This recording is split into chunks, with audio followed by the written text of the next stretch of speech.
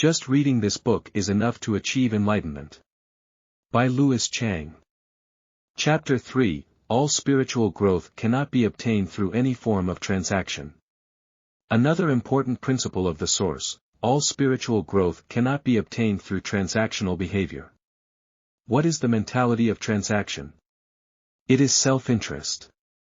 What is the mentality of the source and higher spirits? It is benefiting others, infinite love. Practicing means constantly benefiting the lives of others, without even a trace of self-interest in your thoughts. So if you want to discern the authenticity of any religion or preaching, use these two words, transaction, and exchange.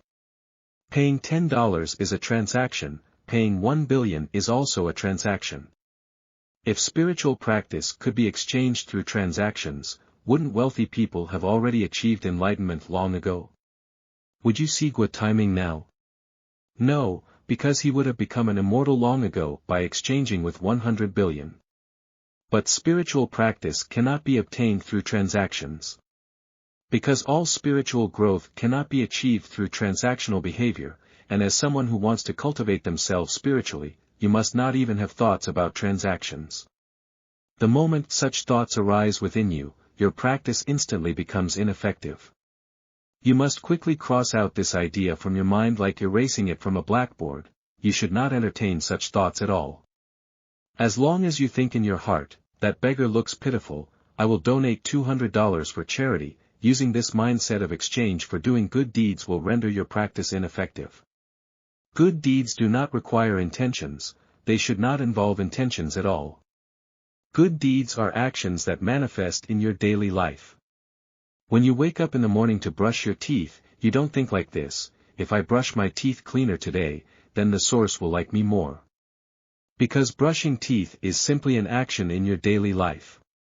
However, when it comes to saying, today I will go to the temple to offer incense and chant sutras during ceremonies, and do volunteer work to seek blessings for myself and my family, that is a transaction.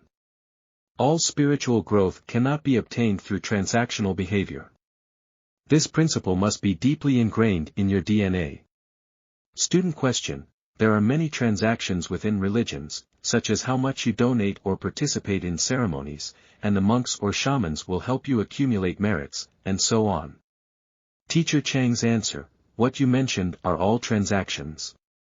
Please never make these mistakes again. Not only have you lost money but also your cultivation, because points will immediately be deducted from you. The source has a universal supercomputer. Our computers in the human world come from the spirit realm, and all inventions in the human world are copied from the spirit realm. The source's universal supercomputer records all positive and negative scores of every person in the 3D world. It does not differentiate between good or bad, it only records positive and negative scores. When you look at it later, this is your life record, here it is numbered 3838. When this number is entered into the data system, everything from every minute of your life since birth until death will appear here because it is omnipotent. It is quantum. What phenomenon does quantum have? Quantum entanglement. No matter where you go, even to the ends of the earth or beyond, it can sense everything. We know that quantum is the source, non-quantum is also the source. Student question: in a previous discussion, Teacher Chiang mentioned that doing good deeds is a habit in daily life. Why does it become a habit? Is it because of our mindset? Teacher Chiang's answer: a mindset develops into a belief over time. Student question: but Teacher Chiang just said we shouldn't have a mindset. Teacher Chiang's answer: this mindset is explaining the thought of transactional behavior. You are already accustomed to brushing your teeth every morning. When you see that beggar and instinctively give him money before going to work, you don't even have any thoughts about it. However, the $100 you gave him truly helped the beggar, but you didn't think about it that way. This is an action that eventually forms a belief because I must do this without any personal agenda. I must do this, but I don't have an intention, thus, it becomes a natural behavior. Student question: but he should still have good intentions, right? Teacher Chiang's answer: good intentions come afterward. In that moment when you're doing a good deed, there shouldn't be the thought of, I'm doing something good. Don't let this thought exist. Student question, shouldn't there be thoughts first before actions follow? Teacher Chiang's answer, so what I want to teach all of you now is that there should be a mindset first which then turns into belief and subsequently transforms into action. It becomes a natural and spontaneous behavior where you don't consider anything or have any thoughts at all. After helping someone who almost fell down, simply leave without any further contemplation. Answer from the student, he is me. If he needs help, I will go and help him. Teacher Chiang's answer, when you are at home, you can think like this about your inner cultivation. Once you reach a certain level of sublimation in your thinking, there is no concept of good or evil while doing things. You only know that you must do it. Just now we have learned that everything has a spirit. What does this spirit mean? It means 100% possibility, infinite potential. Quantum awaits your consciousness to decide what to manifest. The Buddhist tradition says we are all Buddhas, Jesus also said we are all children of God, and many religious leaders say we are all divine beings. Why? Because we have the power to create, and this creative ability comes from 100% conscious potential. For example, if an idea arises in your mind saying, I want to build a house, after this idea appears, you start raising funds, finding architects for drawings, searching for materials and workers. 3 years later, a house appears. It is because of that initial intention to build a house that eventually led to the appearance of the house itself. Without that intention appearing initially, where would the house come from? So what do you have? The ability to create. This is just a thought, I want to build a house. Once this thought arises in your mind, you will find ways to gather all the necessary elements and construct the house accordingly. Today we know that our accumulated knowledge and evolution are for the development of our spirituality, to find the way home. Our ultimate goal is to go home. What does it mean to go home? It means to be one with the source, to return home. On the journey back home, there are many elements. Some we need to let go of, while others we need to pick up. We try our best to discard what needs discarding and gather what needs gathering in order to create a path back home.